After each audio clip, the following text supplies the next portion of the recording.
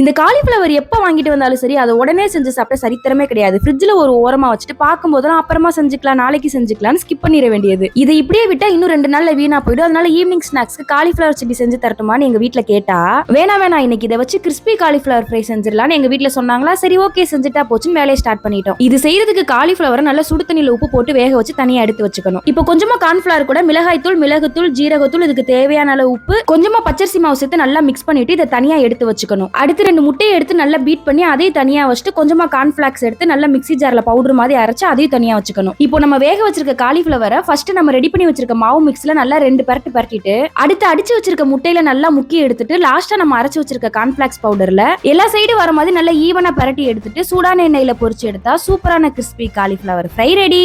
மசாலாலாம் கொஞ்சம் கூட உதிராம பர்ஃபெக்ட்டா நல்ல கிறிஸ்பியா டேஸ்டும் செம சூப்பரா வந்திருந்தது. பிளேட்டிங் பண்ணிட்டு பாக்குறதுக்கே சூப்பரா இருந்தது. அவ்வளவுதான். நாளைக்கு இன்னொரு மினி விளாக்ல பார்க்கலாம். பை.